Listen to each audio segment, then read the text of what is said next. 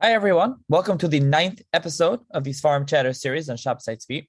On this episode of this series, I was joined by Yechiel Goldhaber, and we discussed the Sefer Chemdas Yamim, about the Sefer, who was the author, who disliked the Sefer and didn't, who thought it was Sabbatean in origin, and more. Once again, I want to thank the corporate sponsor of this series, Glock Plumbing, for all your service needs, big or small, in New Jersey, with a full service division, from boiler changeouts, main sewer line snakeouts, camera-ing main lines, to a simple faucet leak. Glock Plumbing Service Division has you covered. Give them a call, 732-523-1836, extension 1. That's 732-523-1836, extension 1. And as always, if anyone has any comments or feedback on this episode or any other episode in this series, or in general, any episode, or to sponsor an episode, support the show, please email me, sfarimchatter@gmail.com. Hi, everyone. Welcome to another edition of the Sefer Chatter podcast and another episode in the ongoing Sabbateanism series. On this episode of the series, I'm going to be joined by Yechiel Goldhaber, who's a noted author, researcher, and tour guide, mainly in Yerushalayim and all over. And we'll be discussing Sefer Chemdas Yamim, and in particular, Goldhaber's article about that he wrote, and it was published recently in the 2-volume Sefer Zakaron for Meir Ben-Yo, and it's about the Sefer Chemdas Yamim, and especially particularly who the author is. So first of all, thank you, Rabbi Goldhaber, for joining me once again. Good afternoon. Okay, so yes, Aleichem Shalom. So let's start off. Tell the listener what exactly the Chemdas Yamim, what it's about, why does it fit in this controversy? Yes. Okay, so the Chemdas Yamim, I would say, was the biggest in the Sfarim world. It's the biggest mystery from the day it was printed until today. There are a lot of Sfarim that have question marks, but this one is Hamish. It's on the top of the mountain, and it's not clear until today. Even there are dozens of research work going on the Sefer. But even after all the research, it's still a mystery. So, in 1731, this Sefer Chemdas Yamim was printed in Izmir, Turkey. The contents of the Sefer is, we could say, the first Sefer that's coming out after the Kabbalah movement in Tzfas, interaction between Halacha and Kabbalah. And it's written in a very, very warm language. It's Shabbal Chol Nefesh, everybody could understand. So this is the reason that it became very, very popular in those years, and even later on, it was printed dozens of times, and it has a lot of booklets came out from it. It had a major influence on the whole Jewish world. Okay, that's very good. Why not? Kabbalah is going on for the last 100 years before, and now it got a good startup. But a few years later, around 10 to 15 years later, the Yaakov Emden, we all know, was one of the biggest fighters against the Sabbatean movement. He came up with the idea that the mechaber is not kosher. But what's the problem with the Sefer? The problem with the Sefer is that it doesn't have an author. It's one of the few Sfarim that we have without an author. How could a Sefer get printed without an author? So, in the Hagdam of the Sefer, Rabbi Yaakov Yisrael Al-Gassi, that was a Chacham in Izmir then, writes that he was in Tzfas. He visited in Tzfas. He was born by Stois in Izmir, and he visited in Tzfas. And he's walking in the streets in Tzfas, and he bumped into the old Yid, a long white beard, and he has in his package a whole bunch of ksavim.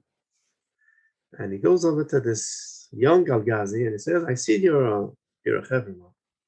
I'm very old, and I can't. This is a book of the Talmidim from Arizal Kabbalah, and I can't be Mesader it, and I wanted to get printed. I see you're a Chevroman, take it and edit it, and you have to print it, you have to give it up. So I said, okay. I took it, I went back to my home in Izmir,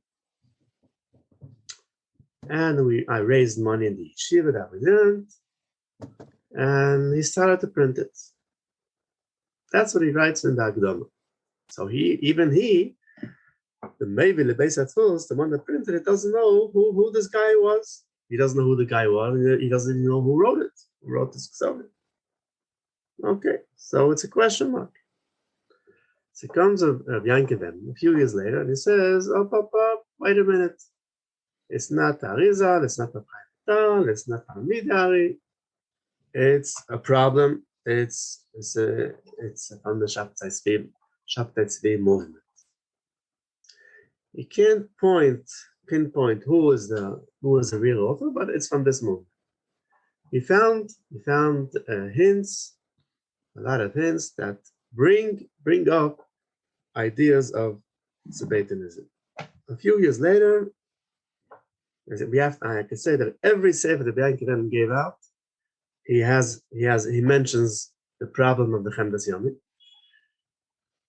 And a few years later, he comes up with the idea, not more, not less, it's Nosna Zossi. Nosna Zossi is the author of this sefer that already came out in full volumes.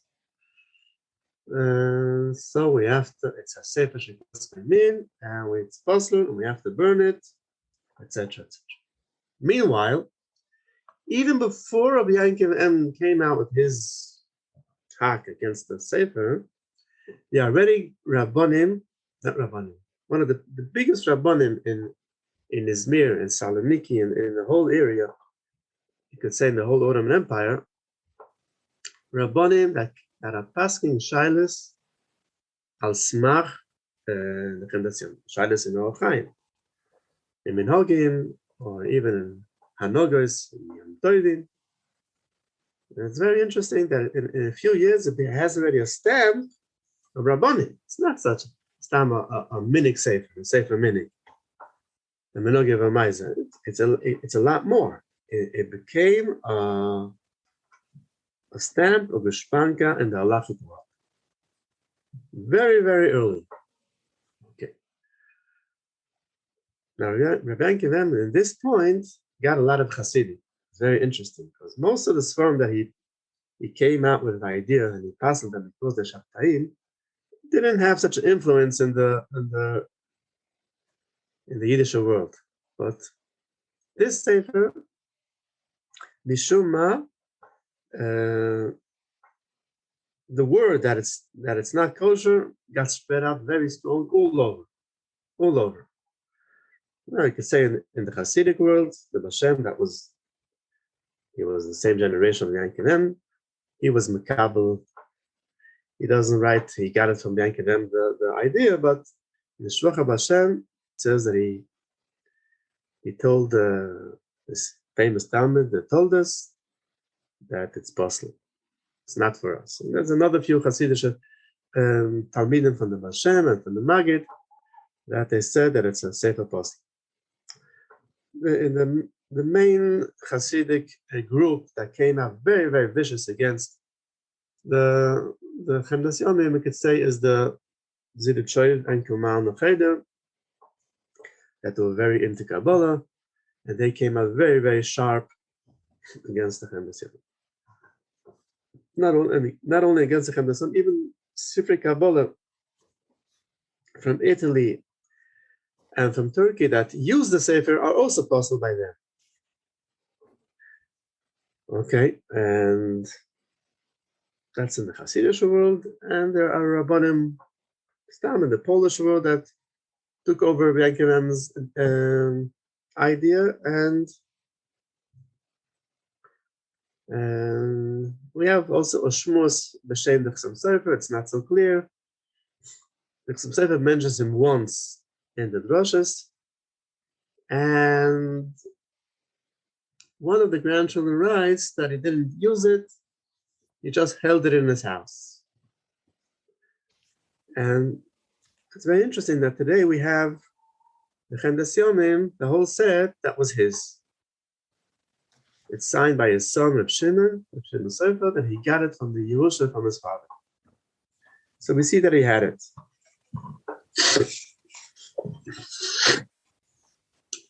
On the other hand, there's a interesting word that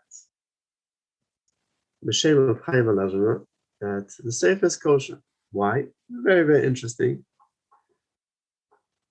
There's a famous kasha in a sugya. The Gemara says in Brachos. There's one Gemara in Shabbos in the Saita that you're not allowed to speak in between Kiras HaTorah. You're not allowed to talk between Kiras HaTorah. Everybody knows. And there's a Gemara in Brachos that accusations and in Kiras HaTorah he learned. So if he learned, he didn't listen to the Kiras HaTorah. So one of the Talmidim came over to him and said, Rabbi, we learned you're not allowed to do something else in the middle of the Kiras HaTorah. So he answered him, you are not allowed. You have to listen to this halacha. I not. What does that mean? Well, he has a special Shulchan Aruch accusations. So the time of Lazarus one day opened the Chemdas Yamim, or Talmud gave it over to him. And he saw a moedik teretz to answer this question. He says that Asheshes was a boki in Lashon Kodesh. But then in those years, most of the Chachamim weren't. They spoke Aramaic. That was the language. So Asheshes says, that you don't understand Lashon Kodesh, you have to take a listen to the Talmud. But for me, it's enough the Kiras HaTorah. And then there was a Targum. There was a Matarya. But Chaim Alajna saw this word and he went crazy. He said, Mamisha emes la'amita shel Torah. To answer the stira. So he said like this. If a Mechaber could come up with such an emes word, it's a siman that is not possible. Someone that doesn't learn Torah Shel Shmo can't come up with this clear idea. So he kashed the Sefer. It's very interesting how can you kasher a Sefer from a vault. But that's what the Talmid of Chaim Alajana tell us. And two generations later, they hung it up on the Goyen. So today, in every Sefer of the Likutim on the Goy, we find this vault. That the Goy said that the Chemdas Yamim is kosher because of this vault. So first of all, I see that not only in the Hasidic world it was a problem, also in the Litvish world it was a problem. Now, this is for sure that we could take out of these stories. Okay, but I could say on the bottom line that the vote is not right because, and this is the main problem of the Sefer that we know today, and I'm working on this for years, that the whole Sefer is a forgery. The whole Sefer from the beginning till the end is a polyglot. It's stolen from dozens of hundreds of sperm before. In a very, very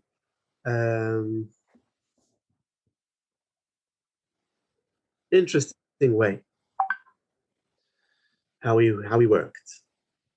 And this worked is he also stole from someone. So the whole vote of the Vilna Goyen falls apart. Okay, that's now also in the Sephardic world, I heard also this rumor that's running around in the whole world that the problem with the Sefer. And they said, no, it's all right. We know it's going on for years, and we can't go against it. It's famous of Chaim Palaji, one of the biggest giants in Izmir, and he wrote a whole piece that you're not allowed to speak against the Sefer. You're not allowed to even speak against Nos Nazasi.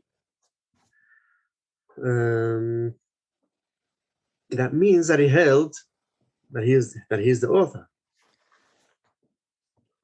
And then he says very, very, I can't even say it over. He says that we all know who the author is, and we know where he is buried in his skopa. That's Nosnozosi. And everybody goes to his kever, and we see Nisim, Moifsim, we see going on in this kever. So I don't understand what he says. The Chaim Balaji was a giant, but I don't start to understand what he says here. Okay. Now, there's another word in the Hasidic world that even if the author was possible, but he went through a tikkun, and there's all kinds of rumors. What does it mean? Or he had a gilgul from someone, or a different way, but he had a tikkun. This word is going down to the Melach and after the Ropshitzer and the Rabbi's Gezidit Shoiva, all kinds of rumors going on of all kinds of tzaddikim that said, okay, it's not a problem, but today it's kosher. I also don't understand what that means. How does a Sefer Shekosvei mean it gets kosher because he had a tikkun? The tikkun is in Olam HaEmes. That doesn't have to do with us. This is a problem that I don't understand. Okay, then the academic world started to go into this problem for years already. You could say for 130, 40 years already. The academic world is cooking into the problem of the author, the problem of the pieces that are painted with Shabtai Tzvi's hanogas, minhagim, or ideas. And you could say the first major research was started by Professor Sholem and his Talmud Yeshaya Tishby. And they took Yeshaya Tishby was from the first one professor that came out in a professional way that it's one piece of forgery, the polyglot, and he started to show that dozens of pieces are stolen from a fuse firm. He had a fuse firm that he connected, he made the interaction with the Chemdas, and he shows piece by piece from where he took it. But who's the author? So everybody comes up with a different idea. Some say it was a Ghazi alone, some say it was a group. And there's a famous bibliograph, Avraham Yari. He comes up with a new idea that it was B'Yomin HaLevi. He was a Talmud Muvik of Chaim Vital. And because he found a lot of pieces from him, but now we know that it's not right. And Sholem show that he's not right because there are sperm that are put into the Chemdas way after B'Yomin HaLevi's death. And all kinds of ideas are coming up, but nothing is strong, and nothing has a pillar to lean on. Okay, that's more or less what was going on until a few years ago. A few years ago, me and my friends, I have a very close friend, Shmuel Avram Tfelinsky. He started, and I helped him to show every piece by piece on where it was taken. It's a very, very hard work because it was written over in such a clever way that it's impossible to chap from where he took it.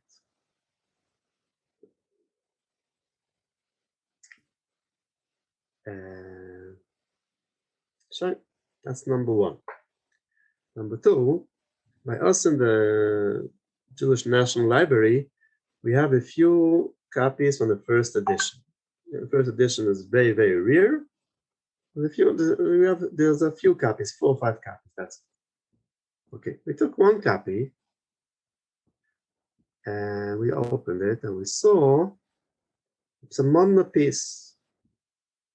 Now I'll give a shtickle akdama what I mean.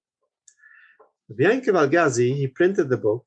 He printed this ksovim that he found in Sfas. And by the way, I don't even know what he's looking at. Why did he come to Sfas? Sfas in those years was nothing. It's a point that bothers me. He didn't come to Yerushalayim. Yerushalayim was the center then of Kabbalah. The Sfas was zero then. It was an empty city.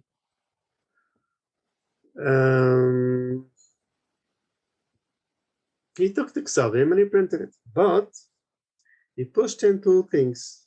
In every volume, he put an akdama, his akdama, and then I could prove that it's his akdama, and then he signs them too, and the others of sure his, and then on every few pages, he writes his own ha'oris. Not footnotes, but ha'oris.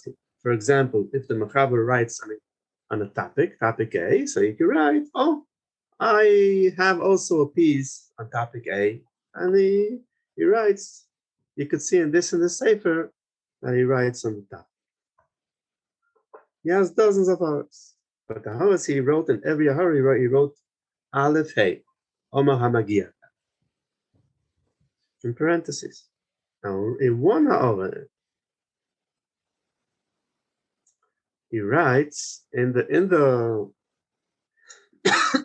in the Sahara, he writes, and I was marach in the book a lot about this issue.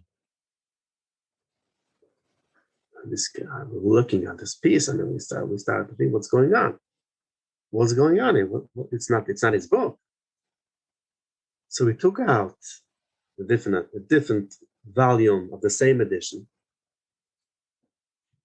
And we saw that they changed it. They changed this piece. They changed. Instead of writing "Masheherachti b'sefer zeh," "Masheherich." So we started to think that something's fishy here. That means that he had a mistake. His pen flew when he wrote these words. He didn't chap his writing. But in the middle of the print, he chapped and he had a major mistake, and he changed the whole piece. Okay, from then on, I started to look after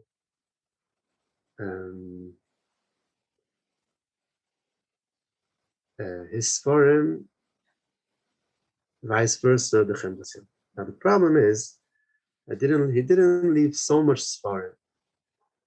But he left Sfarim on these topics, two major Sfarim.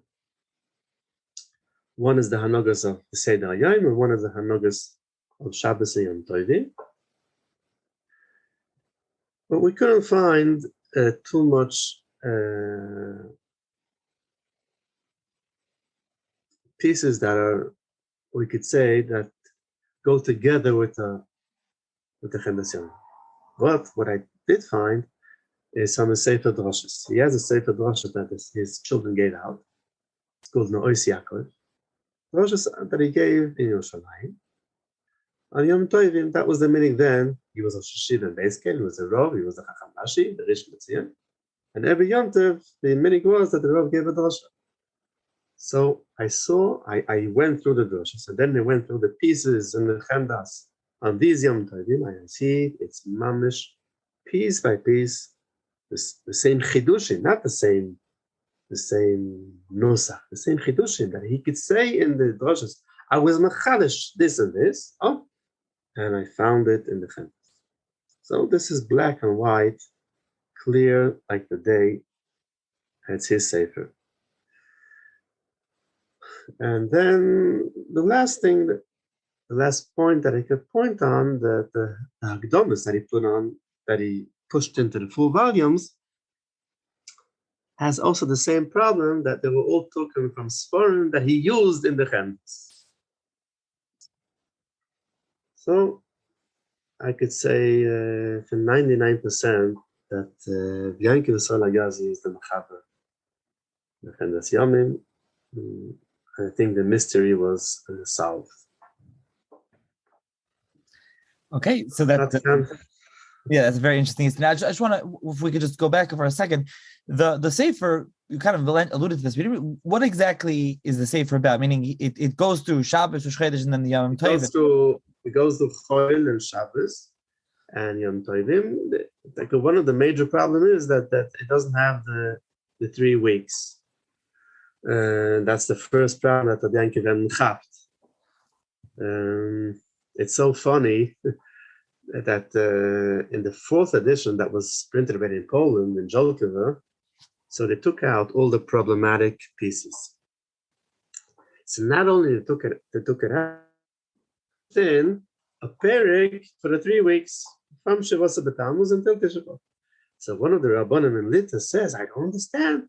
The Yankiv writes, and he neglects the whole Yechiel Goldhaber. And I see it, I have it against my eyes, and you could see that in those years, someone could write A and the other one writes B, and they're both right, but they can't get together. Also, you mentioned that it spread very rapidly. Right away, it was printed, and suddenly everybody was reading it. It seeped in all of. Did you have any idea? Not only was printed, it had a murdic influence. How did that happen? That a Sefer is printed anonymously and everybody's using it. I don't know. It Pashtas because it's the first Sefer, the first major Sefer that came out with Halacha and Kabbalah together. And then Kabbalah was a very big thirst for the Hanogas Hari. That's another shmuz that we have to have. Why? If someone can explain why, I will be more than happy to hear. But that's the fact that the Hanogas Hari became very, very spread out very, very fast. So over here, but they didn't have Kemat no Sefer. Yeah, we can see from the Magen Avraham that he brings in every second simon Hanogas Hari. That means that it was the Olam wanted to know what's going on. So over here you have a Sefer that's not Kabbalah. Yeah, you don't have to learn Sha'ar Kavanas, and it's mamish. Every bachor could learn it, and so that's the reason that it had a very big market. And then it's written in a very, very warm and enthusiastic language. So that's the reason that it had a very big impact on the whole world, the whole Jewish world. Maybe you want to tell the listeners, some of the famous things that it had an impact on. I think Davar Shamayri come from there. What are things that come, a couple of things that come from there that people don't realize that really come from Chemdas Yamim? So Davar Shamayri Taka is from there.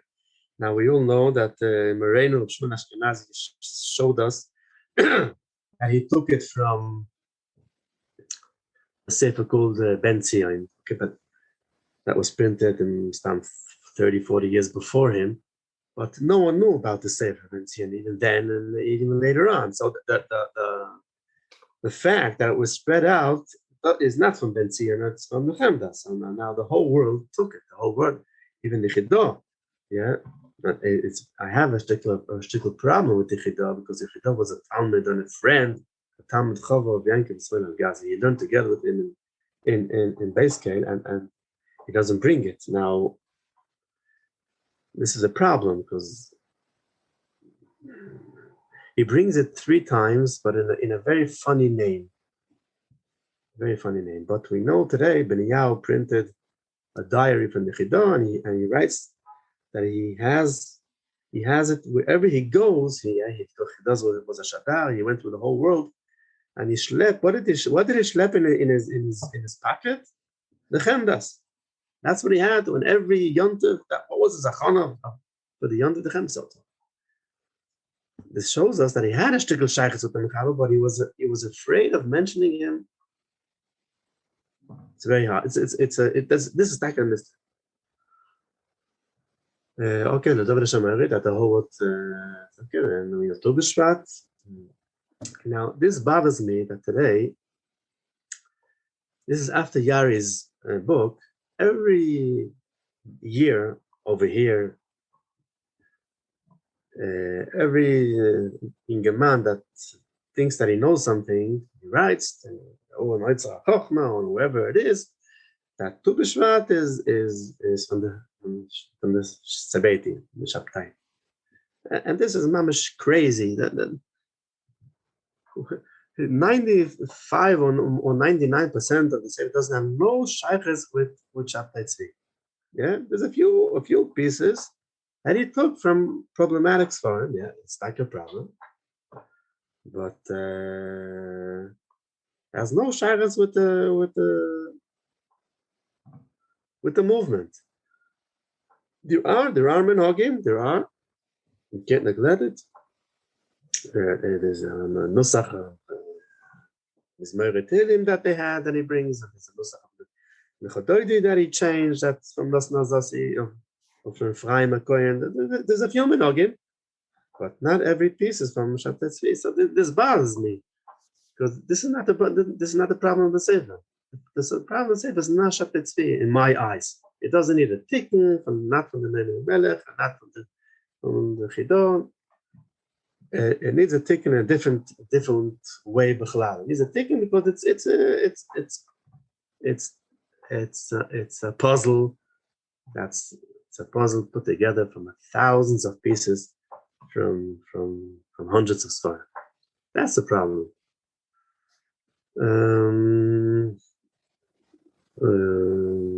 What else? Minhagim, famous minhagim. And today in most of the world, the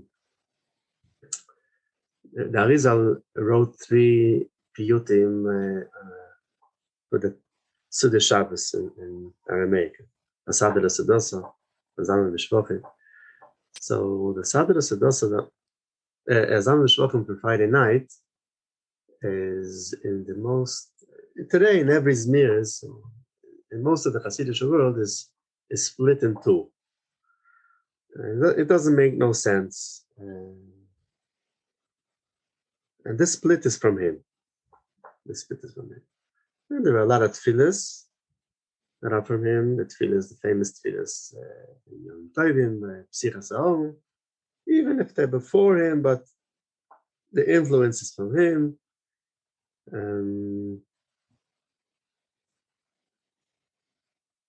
It went through the Chidah because the Chidah was matik the tefillas. So the Chidah had a very big influence in the Sidurim later on. Yom Tovim Simchas Torah, he has a big influence. Mashal Lakov Ashnias, I think he pushed in by the Hasidim in Poland because he was printed a lot before the Shah Kavanas. A lot minhagim. Akafos Simchas Torah, and the schos that we say by the Akafos, it's all from him. I want to jump in about Tu B'Shvat. So 2 things. First of all, what do you mean by Tu B'Shvat?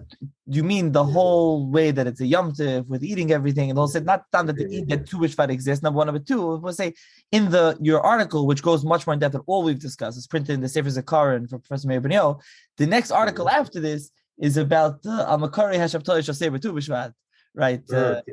By Professor Boaz Huss. That's an article right following yours. I just say the next article is about I don't know if he's saying from Chemdas Yamim, but he's saying about the whole. I didn't read it. I didn't know. Yeah. Interesting. But it bothers me. It bothers me because it's not right. It's not right. Right. So also about the Chemdas Yamim in general. So today, if people want to get the Chemdas Yamim, I mean, there's a 3-volume edition that's around. I think that's the only one. I mean, that's the best one. Is that the only one that's really around? The best one. It's printed nice. It's printed over because all the prints that were until now were only a photo print, and it's very old, hard to read. This one, Taka, is it's very nice. It's edited very nice. Right. So they'll say that I'll mention without saying no comment. There's a long introduction there. It's different conclusions, but I'll mention it is very long in there, and he does mention, for example, the things in there is what's famous, what was taken out of there. There's things in there that are interesting. But finally, so like I said, your article, people can find it in the Sefer Chemdas Professor Meir Ben-Yo. Is there anything else, other writings, other articles or books or things that you can reference people to read more, other things on Chemdas Yamim?